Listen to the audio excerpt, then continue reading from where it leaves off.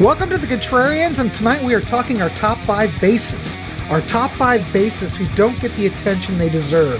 We've got a wonderful panel tonight, a great discussion. If you're into bass, this is your show. Let's go.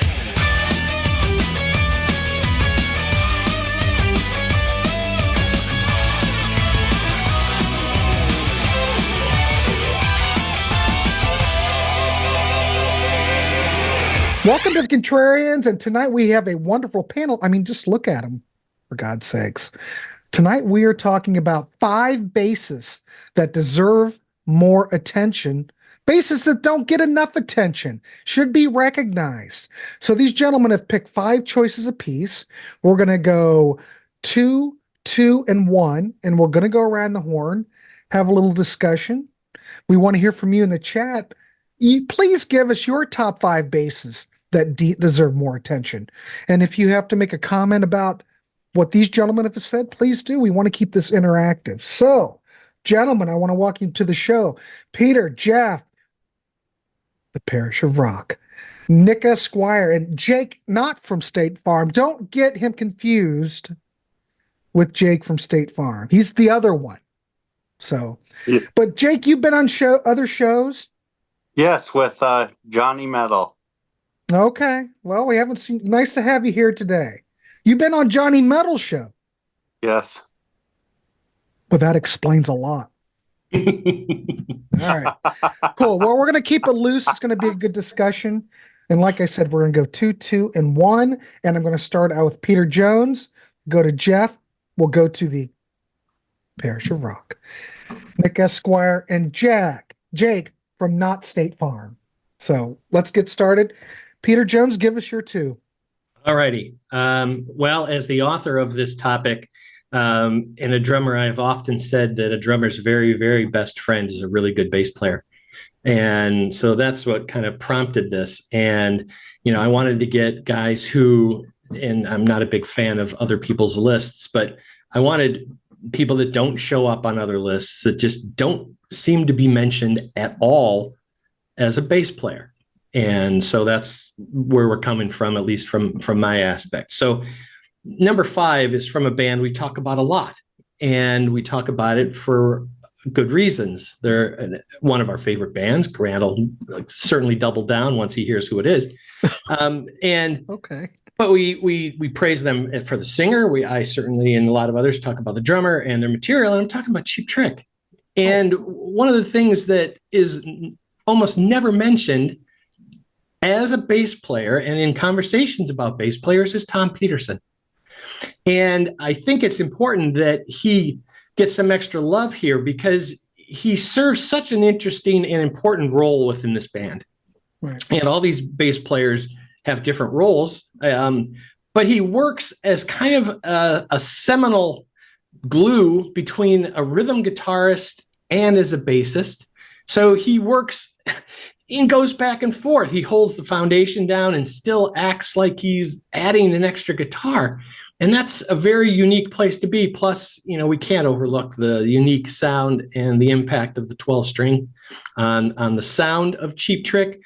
When he left in 80, for me, even though there was still a 12-string present, it was different. And Tom is an essential organic element that makes Cheap Trick sound like Cheap Trick. Great bass lines. I mean, right off the first album, his bass playing is just stunning. And, it's a really strong player. I love the sound. So my first pick will be Tom Peterson from Cheap Trick. I do want to say, Peter, that I do think that Pete Comita and John Brandt did do a fine job, though. Good players. I mean, without Tom there, I still think that I have no problem with what they did, Good players, but not the same. Same. And in all fairness, they're trying to replicate what Tom was doing.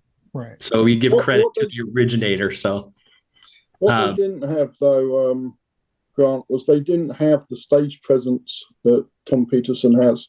I saw both of those live, and you may as well have just had a dummy there. They had no presence on stage at all, whereas Tom Peterson has got as much presence on stage, I think, as any of the others have. Yeah, I agree. And 100%. he's phenomenal. So I think bass playing, they probably matched him, but I don't think they matched him for charisma and style and as I say, stage presence. Right. No, and again, to be the creator of it, and that's kind of a huge nod for me. When we're looking at my next pick, I'm going to go to another real strong 70s band for me, one that I absolutely love, and someone who never gets talked about as a bass player. From Bachman Turner Overdrive, C.F. Turner.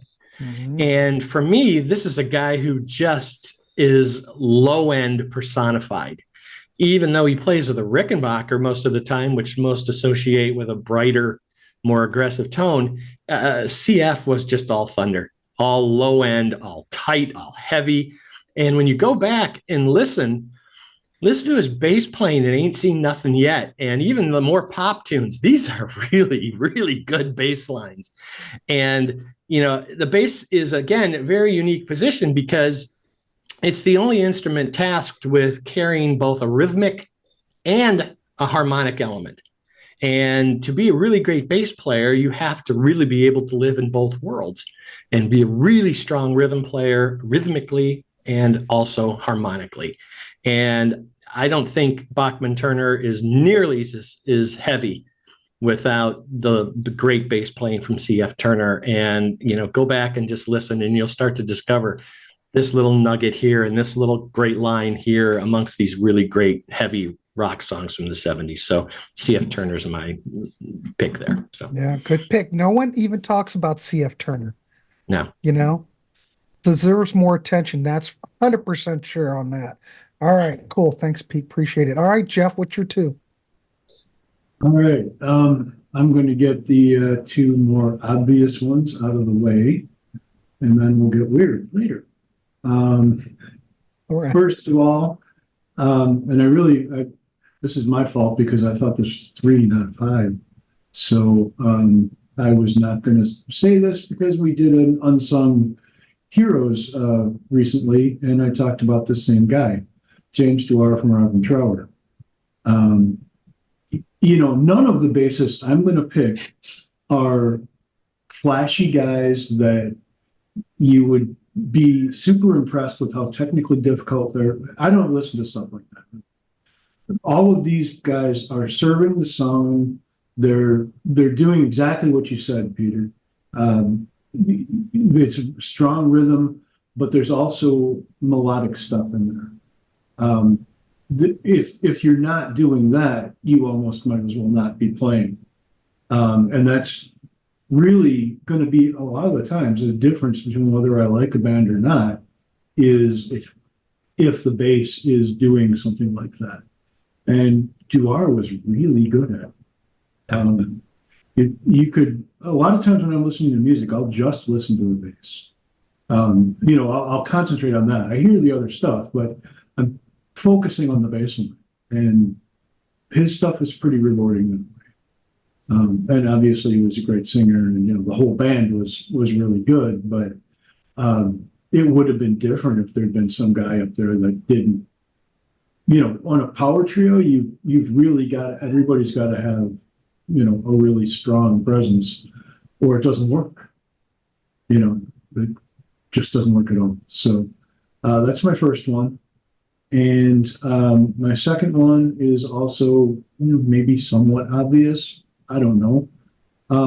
Joe Bouchard from Bluish to Cult. I have realized over the years, I spent like at least a year listening to the debut album over and over. Every day I would listen to that debut album. I got it for my birthday and I just took to it. And I always super identified with this band.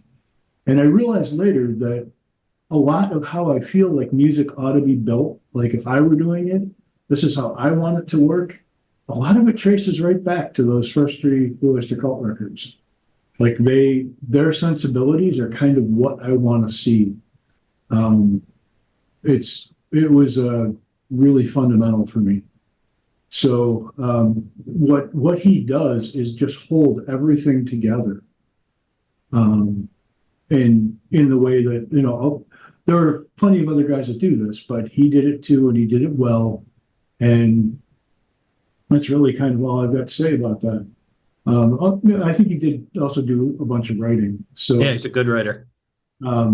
I think that's important too, because if the bass player isn't writing anything, are they invested? I don't know. When I've played bass in a band, I've worked out specific bass lines that I think sound good with what is going on. And I would actually have been really miffed if someone had said that I didn't help write it.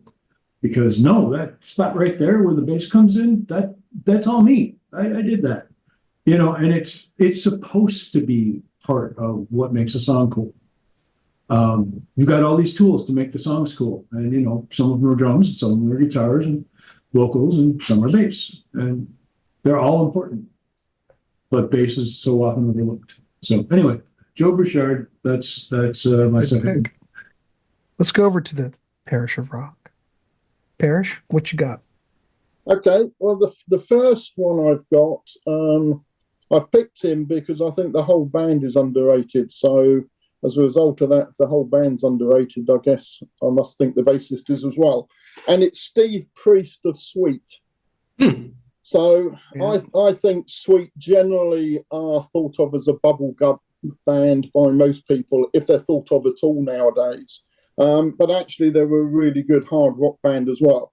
And I think the issue that Steve Priest has is he'll always be remembered as the clown in the band, the one who wore the headdress for Wigwam Bam or the Nazi helmet during Blockbuster on Top of the Pops, and did the silly vocals in the middle of Hellraiser and Blockbuster, etc. And that's what he's going to be known for, I think.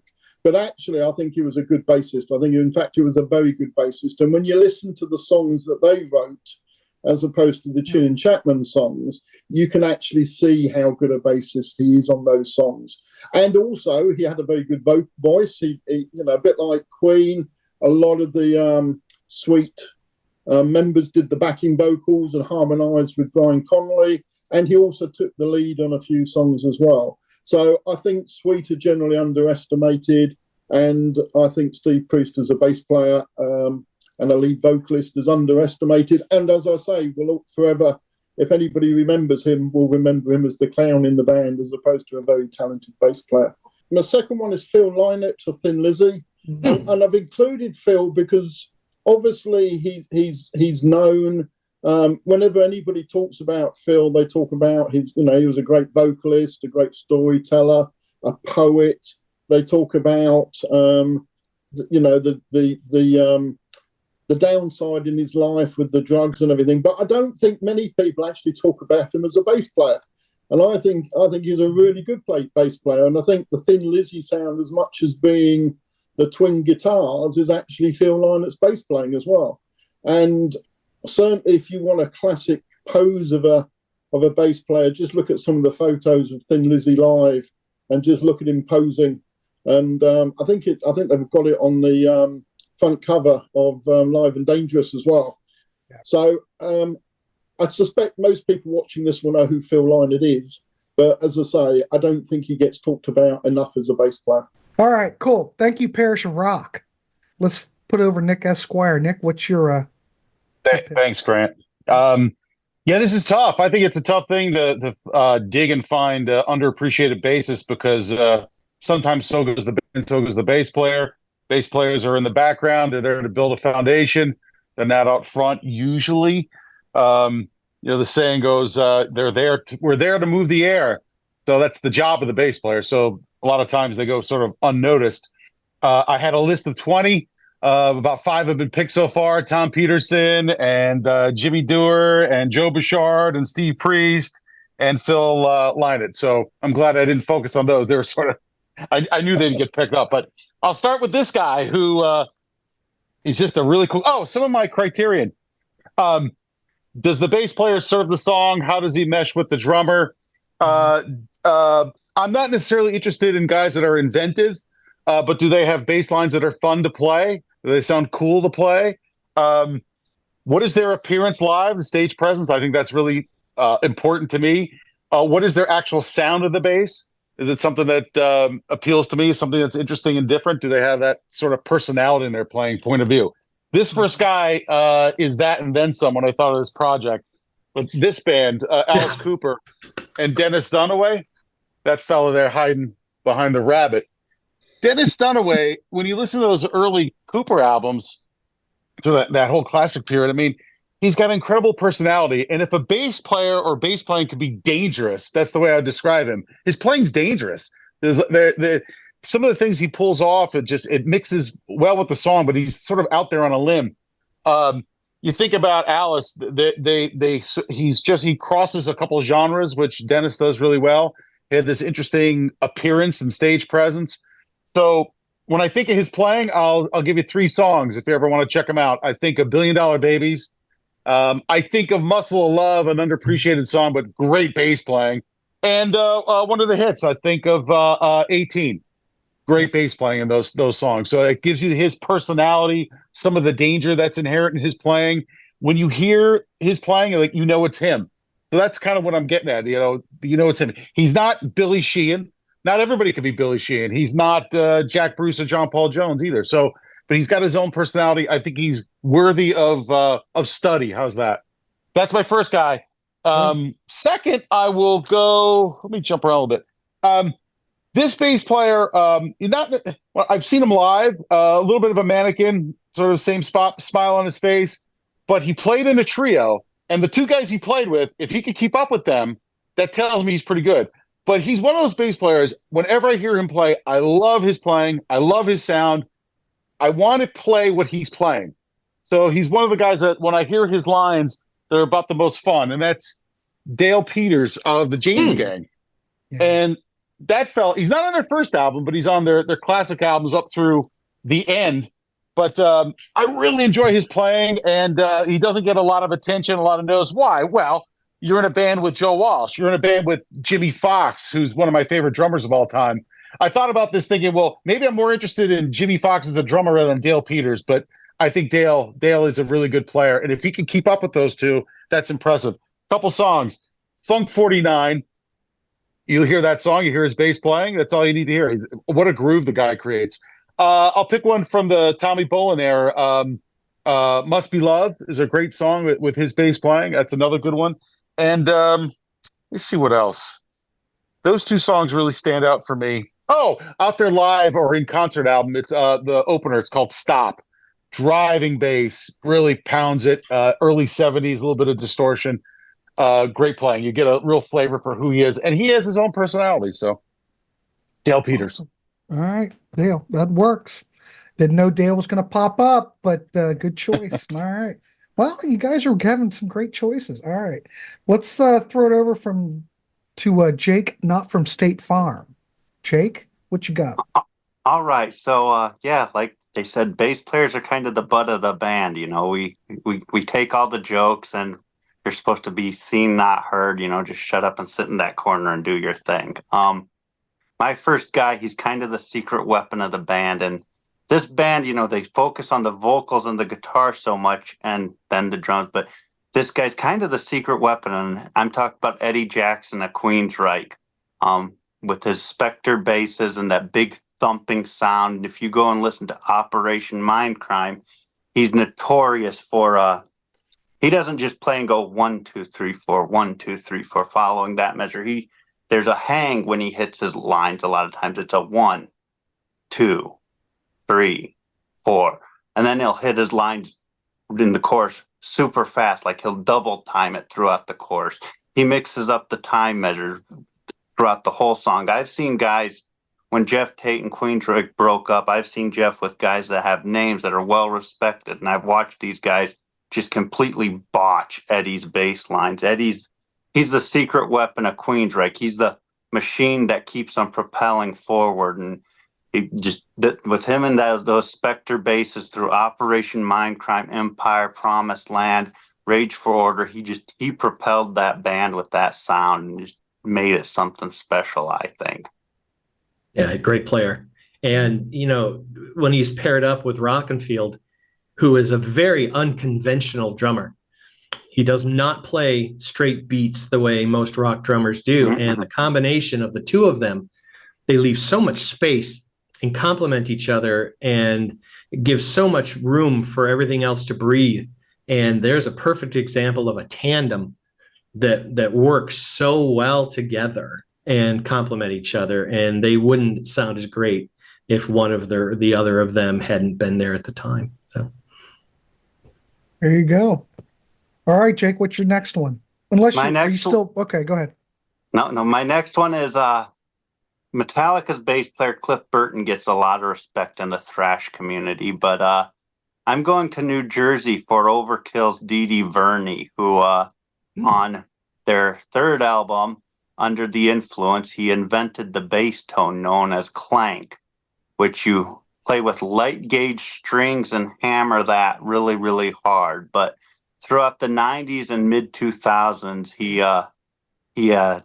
hit everything he could. He played with wah-wah pedals and distortion boxes and bends, and anything he could, he threw it on there, like Half Past Dead, Devil by the Tail, Long Time Dying, Feeding Frenzy, Necroshine, songs like that. He threw it out there and he gave it everything he could. He experimented on the bass, pushed it as far as he could, threw bass swells in there. He brought bass playing to a little bit of a new level, I feel like, in the thrash genre for what it was. Excellent. excellent. All right, cool. Why? I don't know why you guys are talking. I keep coming up with people, and I've got a couple that I don't know. I'm gonna play it by ear. Maybe I'll come up with more, but I might as well play. So the first one that came to my mind was Colin Moulding from XTC, who I think is absolutely brilliant, underrated. It's like Paul McCartney on steroids. His bass lines are very fluid, very melodic. They're like, they fit the song perfectly. You might say that they're a bit busy. That's okay, as long as it's appropriate. It's appropriate, and he's got a great tone, and he knows exactly what to do with the song. All the XTC tracks, he's absolutely stunning. The other thing, I'm prepping for this is funny. This is current. I'm prepping for a King's X show and Doug Pinnick. Yes. Holy crap, is he good? Yeah, yes. Great tone. It's kind of Geddy like. It's bright and trebly to some degree. It depends on what era we're talking with Geddy, though. I can't exactly describe, but he tends to fill in exactly what he needs to do. And, of course, all that King's X stuff is a joy to listen to, but I think he knows exactly what to do with what he's got. And I don't know, people really don't talk much about his playing, but man, studying for this show, it's like, man, he's just killer. So thought I'd mention him while we're great talking. player. All right, let's go over to Peter Jones. What's your next two? My next two guys are totally stylistically different than Peterson and Turner. This one is, if he's ever mentioned at all, if anybody can even remember his name, he's the last guy anybody says he's a member of the band. But from playing standpoint, he's one of the most special bass players that I'm aware of. And I'm talking about Dave Hope from Kansas. And what we're talking about here is somebody who has such a challenging job. This is a very intensely prolific and of musicianship of the highest caliber in this band. The ensemble work is extremely complex. It's tight, it's intricate, and he has to decide where to go. Does he play unison with riffs? Does he play a counter riff? Does he just play more foundationally underneath and let them take the lead? He does all of it, and all of it seems to have been done at such a perfect level of taste and choice that he dances around in and out, and he connects sections that transfer from violin to lead guitar over to organ, unison sections. And there is Dave every time working his magic in all of those sections. And even the pop songs, I listen to his bass line in Point of No Return. It's really, really strong. And I don't know if you agree with this, but I've always said that you could take away the guitar, take away the keyboards. If you just had the singer with the bass player in a lot of these bands, the bassists that we like, McCartney's a perfect example, you would still have a song. You could still sing it. You could still feel it. It would have rhythm. It would have melody. It would have harmony. And it works on its own. Some bass players aren't asked to do that kind of thing, so you couldn't do that. It would probably not work so well. But Dave is one of those guys that you could instantly follow his bass lines. He's like an Entwistle who is able to just take all of these sounds, cohesive, gel them together and make it work. Plus, great tone, great sound. He's got unlimited technical facility. He could play anything. And I think he is by far the secret weapon of all those early records. And like I said, most don't even know his name. And again, if you name him, it's long after Walsh and Levgren and Stein and everybody else. My next pick is almost somebody similar, but not nearly as even as well known as Dave. From 1977, and Nick, you'll appreciate this. We've talked about this on some other shows. From 77 through 82, there's a run of albums by Santana that are just absolutely my favorite, without question. And from Moonflower to Inner Secrets to Marathon, from Z-Bop into Shango. And they all have one thing in common: David Morgan on bass. And this is a guy who is just spectacular. He has all of the elements. He can play jazz. He's a fusion player. He can sound like Jaco. He can sound like Clark. He can sound like anybody. He's so tasty. He's got this tremendous vibrato, plays a lot of fretless. And he dances in and out of all these really great. And that's what I love about the Santana period, is that it's probably the heaviest rock era of the band. There's still a lot of Latin flair in there, not nearly as aggressive as what was previous, but he's able to dance in and out. Listen to his bass playing on Lightning in the Sky. Listen to it on Aquamarina. Listen to it on anything off of Z-Bop. The studio tracks off of Moonflower. Holy smokes. I could listen to this guy play forever. And he's just so unknown. Nobody's got a clue who he is. But again, from my favorite era, David Morgan from Santana. So that's a good one. There you go. Who's talking David? We are. So there you go. All right, let's throw it over to Jeff Halverson. Jeff, what's your next two? All right. Next one is a guy in a goth rock band. So we're going to deviate a little bit from the usual. Fields of the Nephilim, Tony Petite. I think that's how you pronounce that. I don't really know. So this is an example of, some of you probably may have never actually listened to this band, but they're a very kind of heavy-ish, growly, gothic sort of band that's almost like the Black Sabbath of goth, in that when you discover them, you sort of don't do anything else for a while. You just listen to them, which is cool. They've got their own little world. But what this guy is doing, I think he's playing a Rickenbacker, actually, and he's got this big, full sound coming out of it. You don't hear any Chris Squire type noises coming out of that thing. Treble's way down on it. But it's very melodic. It provides, what bass is supposed to do. It gives you the bottom end to all of this other stuff. They've got kind of a thinner guitar sound. I think they did everything with jazz choruses.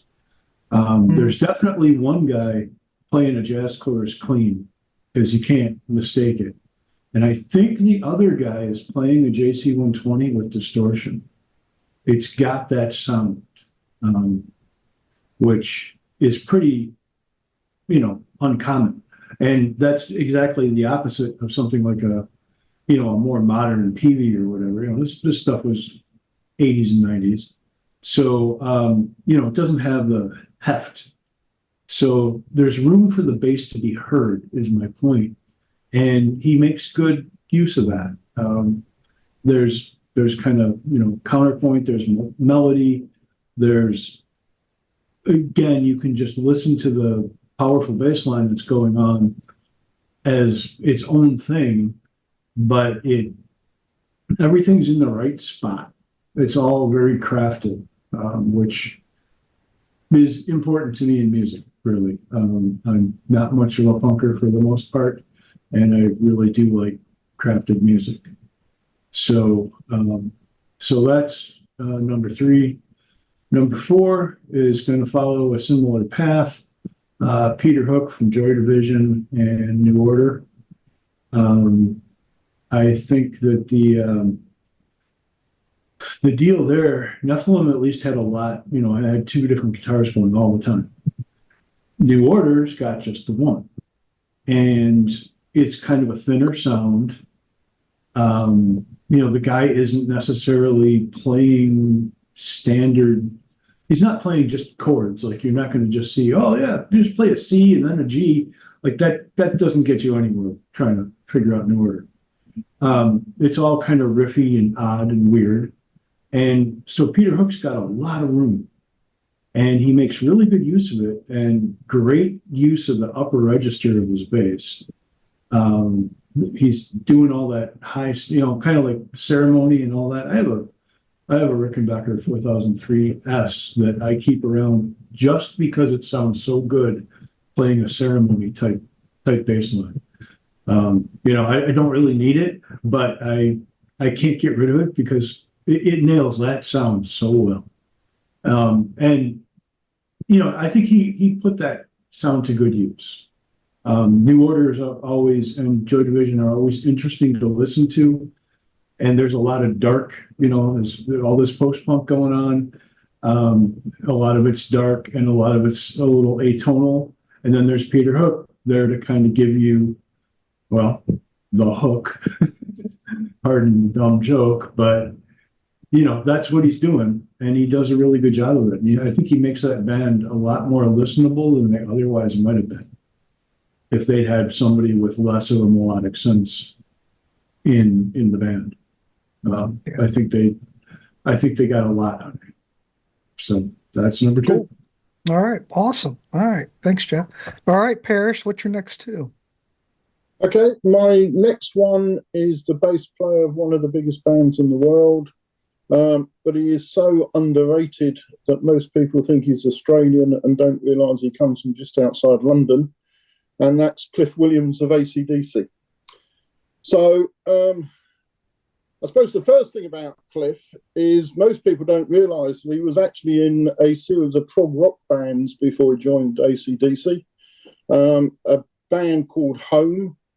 He was also in a band with a guy called Jim Diamond, who went on to form the prog band PhD. So he's a very accomplished bassist. But of course, when he joined AC/DC, he had to fit in line with the AC/DC sound. And I think, along with Phil Rudd and Malcolm Young, Cliff Williams is that sound as much as anything. That rhythm section is a lot of what AC/DC is driving forward. And I heard a story actually on the radio a couple of days ago, which I thought was funny, which was when Cliff Williams first joined the band, the very first gig, he was all over the stage, jumping about, posing, sort of back to the band, back to the audience, all over the place. And then after the gig, Malcolm Young pulled him to one side and said, you just stand at the back of the stage and you don't move. And the only time you move is to walk forward to do the backing vocals into the microphone, and then you walk back. That's it. You don't do anything else. And he said he knew that if he hadn't stuck with that, he would have been sacked. So the reason he stayed in the band was because he knew his place and he fitted in. And I think that's very true with his bass playing as well. I mean, I think his bass playing fits him very well. He's certainly part of that classic lineup in my mind of AC/DC. You can hear the bass playing on most of the classic songs, but it doesn't overpower anything that Malcolm or obviously Angus is doing. And I think he just fits in and sits in the band perfectly. And everybody talks about the Phil Rudd playing in the pocket and his swing, and I think alongside that, exactly the same applies to Cliff Williams with his bass playing. So that's my next one. My fourth one is Bruce Foxton, and Bruce Foxton is the bass player in the Jam. So most people would be aware probably of Paul Weller, who was the vocalist and the guitarist. But for me, a lot of the sound of the Jam actually came from Bruce Foxton. If you listen to songs like Going Underground, Eton Rifles, Down in the Tube Station at Midnight, there's a real driving bass that goes along. And it's that driving bass that I think gives it that new wave punky edge all the way through. And he also wrote a number of the songs. He also took lead vocal on quite a few songs. And I think he's kind of forgotten about because of Paul Weller coming to the fore, and obviously went on with the Style Council in his solo career, certainly in the UK, to be a big, an even bigger star. But to credit to Bruce Foxton, he didn't give up. He joined Stiff Little Fingers, which was another sort of punk new wave band, and he was with them for over 10 years. And then he reformed the Jam, although he couldn't call it the Jam. He called it From the Jam, and tours all over the UK in I suppose, a quasi tribute band, but they can still pull over 1,000 people to each gig. I've seen him a few times, and he keeps the Jam name alive, I guess. So I think he's a really good player. And as I say, I think he's instrumental to that Jam sound, particularly the earlier sound of the new wave. So that's my fourth one. Cool. Excellent choice. Yeah, he was on the 80s cruise here, like in March, they were playing. Yeah, so, I bet that was good. They sounded fine. They sounded great. Mm. Keeping the Jam alive. Hey, I applaud him. All right, Nick, you're up. What you got? The first bass player I'm going to give you is actually a heavy metal bass player, known to play heavy metal. And when I show you the album cover, you're going to immediately hear a song in your head. You're going to hear the bass tone. You're going to hear the riff. And you're going to know exactly what song I'm talking about. And that's Balls to the Wall. That's Peter Baltus. And he's a great bass player. Driving sound. I love his tone. I love his sound. I had a chance to see him years and years ago when Accept opened for Kiss on the Lick It Up tour, and he had great stage presence. He's just really a beast, and he doesn't get any attention, in my opinion, especially coming out of the world of heavy metal. But he's a really good bass player. I mean, think about albums besides Balls to the Wall, but Metal Heart, he does some really great work on that album, and even this one here too. So Russian Roulette. But Peter Balt, there he is. He's wearing the hat. But just a great bass player, great stage presence, great sound. I love his driving attack. He came back to Accept. He was on these with the new lineup, but I know he's left again. Now he plays with Udo. He's with Udo. But whenever I hear him, I'm like, that's Peter. He's great. It's great sound. He's got his own thing. And to me, he seems old school. He seems like I don't know for sure. He seems like plugs it into the Ampeg, turns it up, and away we go. Doesn't seem like he fools around with gadgetry, and I don't know, but it's got a really cool, just solid sound. So that's my first one. Well, it's a interesting thing because my friend Christopher plays drums in Accept, and oh wow! So losing Peter was a big blow.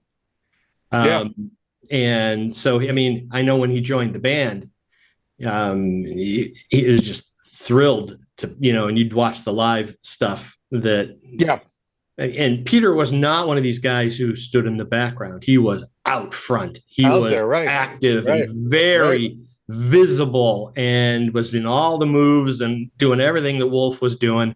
And now I can't remember the bass player's name. So Martin. I guess maybe he's underappreciated. So Martin. Yeah. He's in the back. Quiet, and Peter was on my original list too. These are great. Cool. I'll be Peter, seeing them next month, Peter. Yeah. Except they're coming through, Same. rolling through town. Yeah. So, Awesome. Cool. second guy, probably this guy's probably my favorite of the 20 some that I had on my master list, and I really enjoy his playing, and he's undervalued, and I think he inhabits this line in a hard rock band, but he has like an he's like heavy R&B, so he can do hard rock and then R&B, and I love where that is. I love where that sits, and of course, I've only talked about this band a million times on the Contrarians, but it's Greg Ridley from Humble Pie, and he is a monster bass player. He had monster hands, no longer with us, with hands like baseball gloves. I heard him described as the Cary Grant of rock and roll. He had a commanding stage presence, big guy, blonde hair. One of those guys that just, commanded attention when he walked in the room. But I loved his bass playing. Representative of his sound, let's see. Let's see. I Don't Need No Doctor would be one that if you're going to hear a representation of him, that might be the best because it's also in a live setting. There's a song, Thunderbox, title track off that album. What was it? Get Down to It or something. It's called Get Down to It. Yeah, that's off of Eat It and Hot and Nasty. Those songs. Oh, and of course he played 2 albums with Spooky Tooth, and he was no slouch in that band.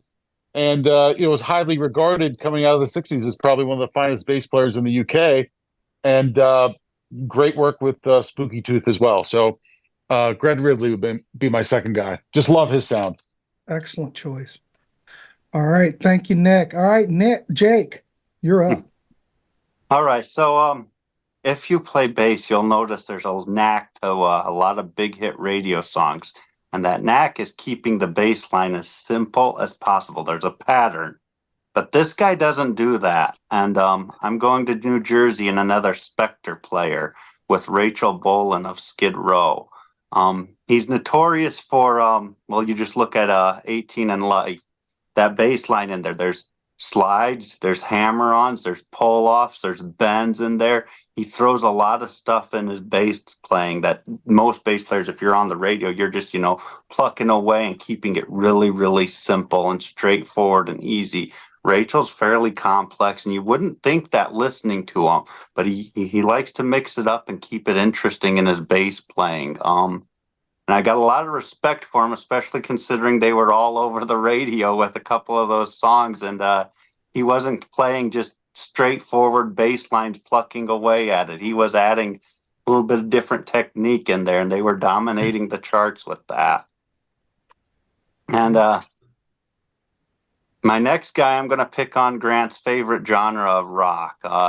I'm going to douche rock. Oh, that's Jamie's favorite genre. That's Jamie's, yeah. I'm going to Brian Marshall of Creed. Those first 2 Creed albums. I know, but those first 2 Creed albums, Brian Marshall was in and out every place on that album. And everyone likes to rant and rave about Mark Tremonti being one of the greatest guitar players of his generation. Maybe so. I don't know. I've never played the guitar very well. But Brian Marshall he rides the vocal melody line, and then he'll jump back to playing a standard bass line. He's pretty intricate, and there's times where you look at his bass lines and you're like, that's no different than how Geddy Lee plays the bass. This guy's just an absolute insane bass player on those first 2 albums. And then when they met up with Alter Bridge, they got a second guitar player, and he was just regulated to being a bass player, and it just kind of sucked. But those first 2 Creed albums, he was all over, bobbing and weaving in and out of the rhythm melodies and riding a vocal line. Just those 2 albums were impressive for a bass player to look at. Mm-hmm. Excellent. Well, I think that's excellent. Okay, I'll give you a Hey, what's a show without mentioning Creed? I'll just leave it at that. All right, I'm going to go real quick. I got 2 bass players that no one probably is going to mention, but I'm going to mention them because I don't think this guy gets much credit, but I'm going to give Gene Simmons some props. He's on my list. He was on mine too. Okay. Well, we can elaborate later, but we'll have time for honorable if you want to elaborate then or whatever we can. But think about it. He always had such a great sound, killer tone, thick, meaty, and he wasn't playing anything very complicated, but he knew exactly what to play for the song, and he would do little fills here and there, but it was never anything that was obnoxious or, out of the ordinary. But man, the sound and I think he really needs to get more attention. And people, Gene's terrible. He's really actually not. quite good. Knows exactly. Do you know how many millions of tribute bands by Kiss I've seen? And one of the things they never get right is Gene's bass playing. They botch it so much. It's terrible. They never get it right. Listen to Gene, and he's a big Beatles fan. Yes, you will hear Paul McCartney in his playing if you listen. That's my theory. I don't know. Watch his technique too. Right. His picking hand is he picks. perfect. And he can do it all without looking because I noticed that watching live. He never watches his fretboard. No. Never. Amazing. The other one I want, and if you guys want to talk about more, you can later. I'm just trying to keep it moving. Sure. The other one I'm going to mention is Sting during the Police years. Oh, God. Played a fretless all the time, played with a pick, had a unique attack sound with it. Stuart Copeland was on Rick Beato talking about how his playing was, Sting, because now he plays with his fingers. And they were trying to play one of these songs, and Stuart, when they did the reunion tour, Stuart goes, "You can't play with your fingers. Got to play with a pick. You're missing that attack." But the combination of the pick and playing a fretless and those complicated bass lines, they're very simple, but they're syncopated. They're playing a lot of reggae, and he has to sing over the top of these syncopated bass lines. And he's talking about that on Rick Beato, that Stewart said, he couldn't just do it off the bat. He'd have to practice and practice and practice singing over the top of these bass lines to get it right. Get that muscle memory ready to go. But I think his playing, I love the way he sounds with the fretless and the pick and the bass lines that he comes up with. So that's my next two. All right, Peter Jones, you are up. What's your one? And we're going to go 1, 1, 1, 1, 1. I'll have to figure out something. This bass player was the easy first choice for me as soon as the topic came into my head. He's a bass player's bassist. He's a musician's musician. And he's also part of a decade. And if you see that most of mine are all rooted in the 70s, because I believe the 70s is the era of the bass player. And they knew how to record them. They knew where to place them in the mix. They're much more upfront than they are in decades after that. And I think that has changed music a lot. And I miss bass players that they sound like that. But anyways, back to the band. In 1972, an album, Toulouse Street, came out, and we heard a bassist named Tyran Porter with the Doobie Brothers. Oh my God, do I love this guy. And he literally can play everything and anything. To me, he is of the era. He's like a Duck Dunn. He's like a Jameis Jamerson. He is that guy who will take whatever it is they're writing. And you have to look at the differences in styles. Tom Johnston was a kind of a rock and roll guy. Patrick Simmons was a more folky blues guy. And then what did they do? They added a bass player into the mix who could connect every time those guys contributed something and made it danceable, accessible. It grooved like crazy. And we don't pay attention. Just go back and listen to his bass playing on Listen to the Music. Listen to it on China Grove. Then as they got a little more, I don't want to say studio-ish, when McDonald came around, listen to his bass playing on Taking It to the Streets. This is stunning, stunning first-class stuff. And they were never the same, in my opinion, without him. Just a great, great, great sound, great singer. And he just made the Doobie Brothers work for me. And if there was anybody on the list that I've done that I could ever play with in my lifetime, it would be Porter. That would be the thrill of of a lifetime to play with somebody of that caliber. So Tyran Porter from the Doobie Brothers. Good choice. Okay. No one's talking No one's talking that, ladies and gentlemen. All right. Jeff Halverson, you're up. All right. Well, so my last pick is Alan Davey. And he's from, he was in Hawkwind for a while. In the later period, after Harvey Bainbridge and way after Lemmy. And what I like about him is that he, he didn't do some of this versatile stuff that, like you were talking about, Peter. Hawkwind by that point had kind of figured out what they were going to sound like.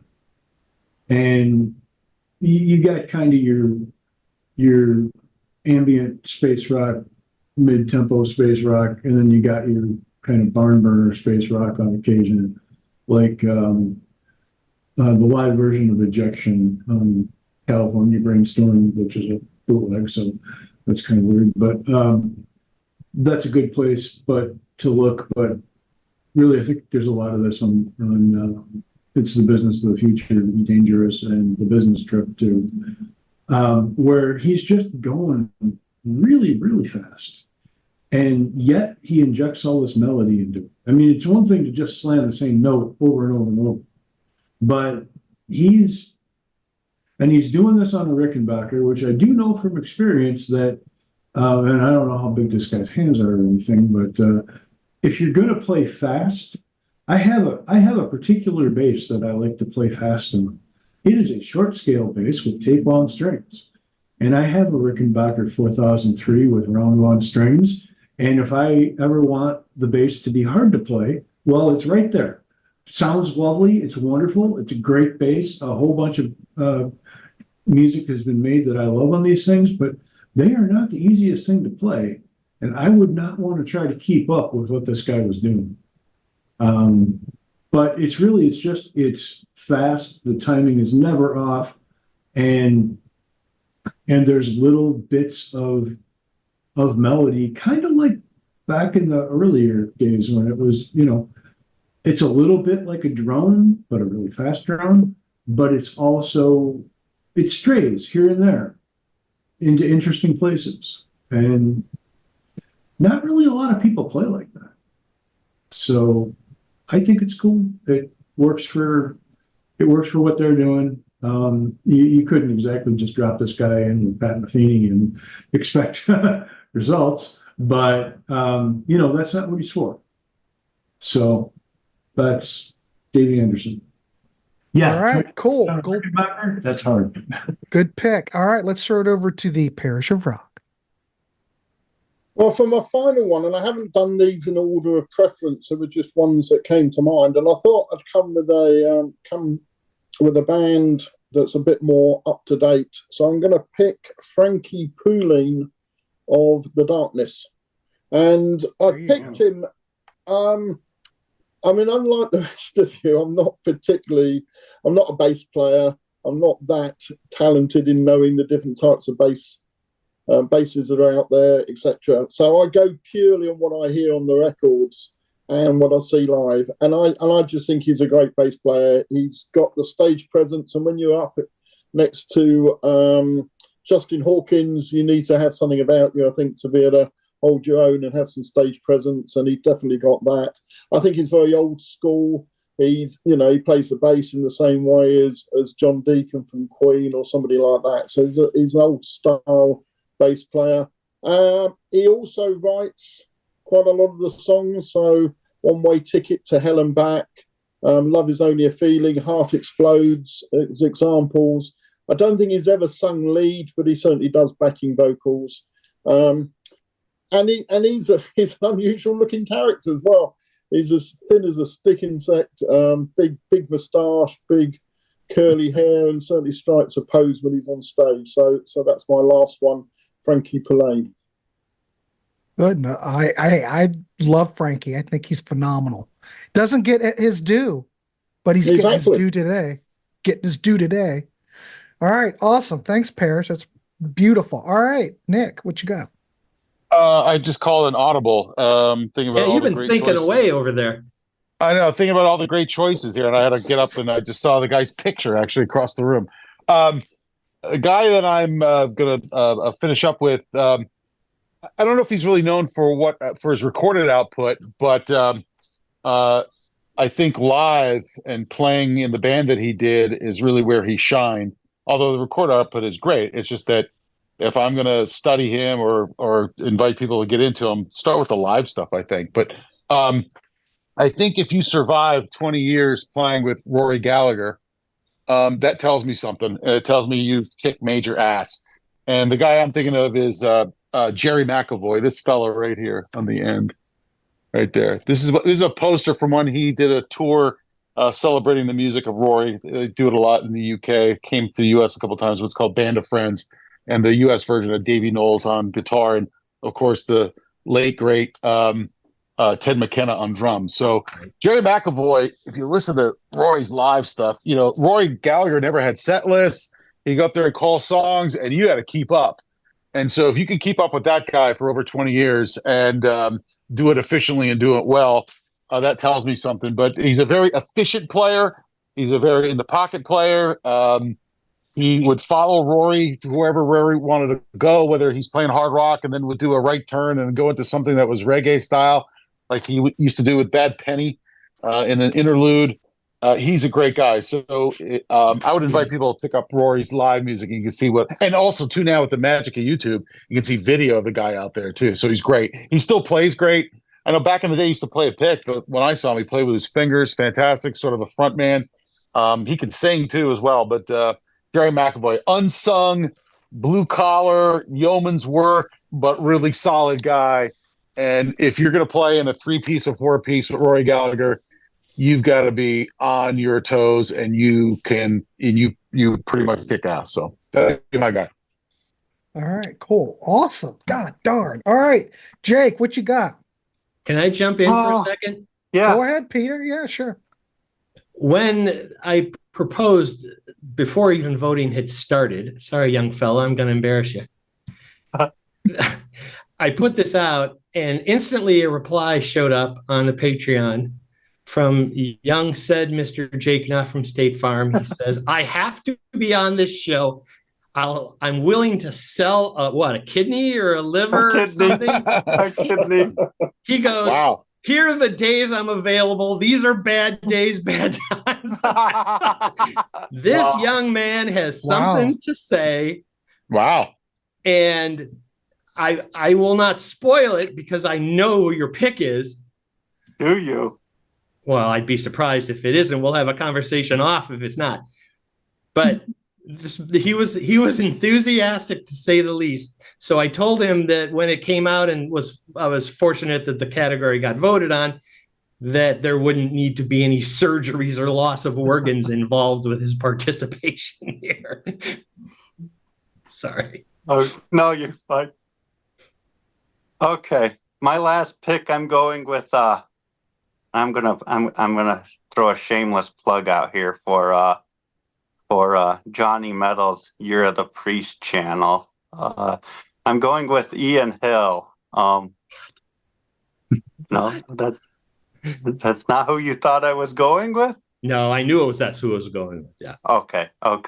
And Ian Hill's kind of a guy that keeps it really, really simple, but there's a magic in keeping it simple. And when you're starting out playing bass, you look for someone that keeps it simple like that, but it sounds nice. It looks nice. It feels nice. Ian Hill has this really, really beautiful tone, especially on those early albums, Hellbent for Leather and before, and even British Steel. He gets lost after that. But then he comes back on the 2 Ripper albums and he gets that beautiful tone again. And there again, he's playing nice. It sounds phenomenal. It feels phenomenal. It's just, he plays with a nice style, a steady groove. It's nothing flashy. It's nothing flary. But it's just, when I think of what a bass player is, someone who just holds down that steady rhythm section and just plucks away. I think of Ian Hill, the quintessential bass player. He's just holding it down, nothing flashy, nothing flary. He's just there playing in the pocket, holding it down. You got Cliff Williams. He does that too. But when you're, you've got the heavy metal kids and you want something a little bit more heavy with, cojones, not that AC/DC doesn't have cojones, but, you go to Judas Priest and there's Ian Hill holding it down. And he has that beautiful tone and he knows what it's about. I have lots of respect for Ian Hill and no one mentions him ever. Excellent. All right. Yeah, he's great. He's awesome. All right. Oh, I guess we're done. Okay, my last one. Wow, I can't. Jake from State Farm. Oh, he's not from State Farm. Not from State Farm. All right, I'm gonna go with a bass player that it's kind of in that Paul McCartney vein, but has killer tone. And the reason I'm going to go with this is because Jeff brought that Guild bass up with those big humbuckers. And I know what that bass sounds like. You pump that bass through a Marshall and use it for a bass amp with those Guild pickups, freaking killer. Look at the Knack's first album, Get to Knack, and that's what Prescott Niles is playing. On the back cover, he's playing a Rickenbacker, but he said he played his Guild bass through the whole thing. Mm-hmm. So look up Prescott Niles, but his bass playing is kind of like Paul McCartney, but the bass tone is just killer. It's kind of like in that Gene Simmons type of vein. I don't know if it's like, it depends on what Gene was using. I don't know. Didn't he used to have his bass have like EBO pickups or something? Those big ass Gibson. Yeah, because he had the Ripper and the Grabber. And I remember the first Guitar Player magazine that Kiss was in, Ace is on the cover. It interviewed Gene, and then it interviewed both Paul and Ace. And I will never forget this. They got to Gene's gear, and this was 77, 78. So this is Love Gun Live 2 era. His live rig was 15 Ampeg SVT 360s. 15 of them. There you go. Gene, for anybody who's never seen Kiss live, Gene was always the loudest on stage. There was no question. He probably gets that tone because of those SVTs, I would imagine. It just barked. It was so nice. So that's just so huge. Of course, PA sucked back then, and all the sound had to come from the stage. Right. But yeah, it's just old Ampegs. Yeah. But Prescott plays that Guild bass. It's not like yours though. It's the different shape. It's almost like the Les Paul shape, but it looks like if you left the Les Paul kind of sit out in the sun for a while and it kind of melted down a bit.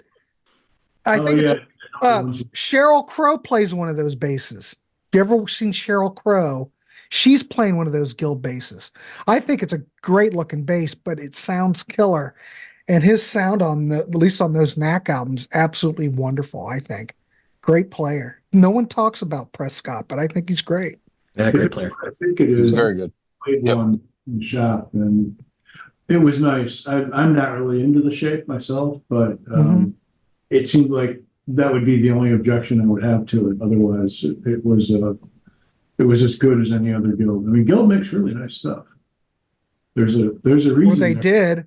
They did. Yeah. I've got stories. I used to work at a guitar store in the 80s, and someone had bought a Guild. Do you remember when Guild made I know we're on a tangent, but we have to talk about this real quick. Guild's quality in the 80s was so poor. All right, in the 80s, do you remember when they went and tapped into the metal type thing and they had a guitar that I can't remember what it was called, the XK, or it was like a metal guitar shape.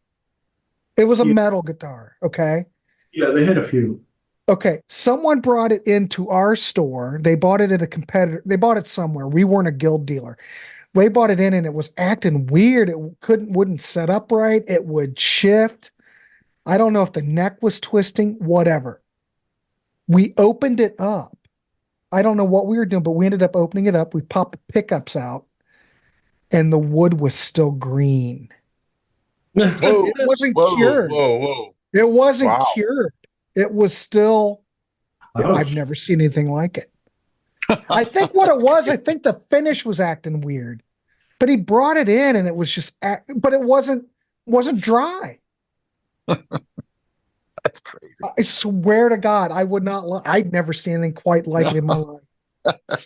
So you might want to keep away from those 80s guilds. 70s, you're probably all right, but yeah, it's a true story. An 80 that's actually real solid, but I remember when they were doing those Brian May guitars. Was that like in the late 80s? Does anybody remember? Yeah, the guitarist I played in the Queen tribute band had two of the Brian May prototypes. And when he met Brian May at the Chicago Theater, he brought one of them to get signed. And he said that Brian was stunned that he even had one. And he says, no, I've got two of them. And he says, well, I think there were only 5 made, and Brian had the other 3. Wow. I remember seeing him advertised. Yeah. I don't know. yeah, They were making some weird stuff in the 80s. But yeah, that guitar was really bad. It was poor quality all the way around. I've never been onto their metal ones that just looked like jumping on a trend. Yeah. But that's what people were doing then. You know, Well, a lot of companies did that in the 80s. They shot themselves in the foot. Yeah. All right. Does anybody have any honorable mentions while we're going, since we're already late? Whatever. Anybody have any honorables? Yeah. I'll just run here real fast. 2 players. One, Peter Cetera with Chicago. Nice. You know, everybody thinks of him as the ballad singer later on. Oh, no. Go back and listen to this guy's bass playing during their heyday when he was jamming away with Terry. Just an exceptional bass player and just could jam forever. Unlimited creativity, great bass sound. And the other guy I want to talk about is he's kind of the ultimate side guy, and that's Neil Murray. If you play with Black Sabbath, Whitesnake, Brian May, Gary Moore, and you're doing something right. Now, people are going to know who Rudy Sarzo is because he's flashier, he's more well-known. Neil isn't about his personality. He's about his playing, which is absolutely exceptional. And you don't play with that list of players if you're not any good. And when you paired him up with either Ian Pace or with Cozy Powell or Eric Singer, yep, you've got a lethal rhythm section, and you are good to go. So Neil Murray and Peter Cetera. So. All right, cool. Anybody else got anything? Yeah, I got 2. Okay, go ahead. So, kind of like Parish was saying about Phil Lynott, Glenn Hughes is not really known for his bass playing because he's known for his soulful shrieking. But Bernd wouldn't be Bernd if it didn't have Glenn Hughes' bass on it. And I think that's all I have to say about that. And the other one is Dusty Hill. Dusty Hill just, of all the guys I've talked about, Dusty Hill might be the one that most makes me want to play bass. Just because he would just do these little things where, he drops down underneath the note that they're on and comes back up. And it's like, the trick, you've heard the trick. I think it's a major 6th and a 7th, but whatever it is, it just sounds so damn good and he throws it in at just the right time and puts a little tension in and then releases it. And you're just like, this is a lot of what ZZ Top. No disrespect to Billy Gibbons, but the reason ZZ Top kicks ass is because all 3 of those guys kicked ass, including Billy Gibbons, or including Dusty Hill. So that's my other honorable. Yeah, great player. Excellent. Well, excellent. Hey, Parish, you got something? Yeah, I've got 3. First one, and I know you over in America are not interested in hearing about Slade because I get told this quite frequently within the comments. He's bringing Slade up again. Parish, that reminds me, I need to contact you about Slade. I got to write that down. But nonetheless, I'm going to mention Jim Lee, who I think is a fantastic bass player. He's also a very good violinist. a violinist. He's also an excellent pianist, and he co-wrote all of their hits. Next, I almost picked him actually as one of my main choices, and that's Rick Savage of Def Leppard, because nobody ever talks about Rick Savage. He's been there from the beginning. He's always there. I think he's again a great presence on stage. His playing fits the songs. Has co-written some of their best songs, but very underrated. And I think nobody really talks about him. And then last, I'm going to go with Bill, the Electric Church, who was obviously in Montrose. But Sammy I was going to say I saw him 3 or 4 times when he was bass player with Sammy Hagar, and one of the best bass players I've ever seen live, I think. So that's my final one, Bill, the Electric Church. That's awesome. A good one. Good player. Yeah, I've seen Bill several times. Always brings it. Back in the 79, like in the 80s, I think. God, I try to remember. When did he? I don't know. It's getting all foggy, but I do remember it like on that one tour, Street Machine tour. Yeah, he was touring with Sammy Hagar, I think, pretty much up till when Sammy joined Van Halen. So all of those. All the way like to 86. Well, yeah. Was he on the 86? No, Eddie was playing bass on the 86 album. But he's certainly on, what's it called? Is it called Love and Money? The album that's got Love and Money, Danger Zone, is it called? I can't remember now. But he's certainly playing on that, and that's pretty late in the, later. Standing Hampton, I'm pretty certain he plays on that as well. So yeah, top notch. Okay, anybody else have anything before we wrap it up? Yeah, quick one. Go ahead, whoever. Go ahead, Nick, and then we'll go over to Jake. Right. Okay. I'm glad you guys mentioned Neil Murray and Bill Church. They're on my list. Here's a guy with a long resume: Ricky Wills, Small Faces, Foreigner, Bad Company, Frampton, Roxy Music, David Gilmour, Puchis, bass player. How about Andy Fraser from Free? Oh yeah. He's phenomenal. I loved him. And I like Boz Burrell from Bad Company. Yeah. Boz was so good. Excellent. So there's 3. That's good. Oh, you know who's really good? Roger Glover. I like that guy's bass playing from Rainbow and Deep Purple. He's always a beat. He's underappreciated, and he's really good, and I like his style of playing. And I like his hats. Well, he really stands out on Machine Head to me. At least the way that was recorded. He really stands out on there. Yeah, I'm not an expert in his sartorial splendor, but all right. Fair enough. I know he always wore those babushkas on his head too. So whatever. Hey, why not? It's got to look. He's the coolest looking old hippie I've ever seen. Right. All right, Jake, what you got? Well, he just took one of mine because I was going to mention Mills too.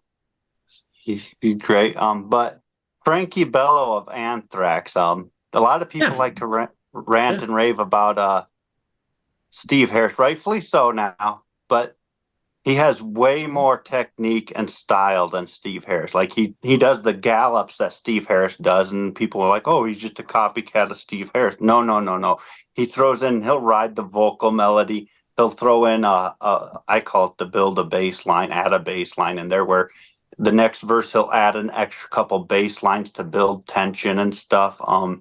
He bobs and weaves in and out of rhythm and writing vocal melodies and stuff. He's a tremendous bass player, and he came on, and when he joined Anthrax, he had a sound, a style, and he was a set player. Usually some players take their time to build their style.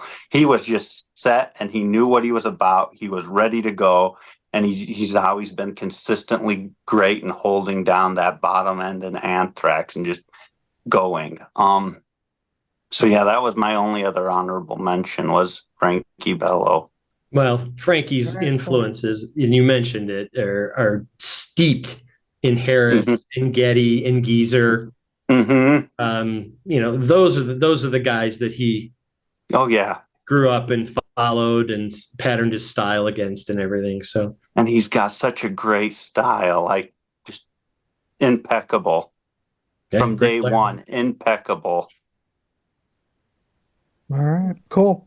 All right, ladies and gentlemen, I think we can wrap this dog up. There you go. there's some bass players you need to check out. We want to hear from you down there in the comments. What are some bass players that need more recognition? We want to hear from you. If you'd like to be on these panels, you could be on these panels too. We have a Patreon if you'd like to help support the channel. A lot of great conversations there. We also have a Ko-fi. Buy us a pint or a cup of coffee. We'd love that. We also have merch down below.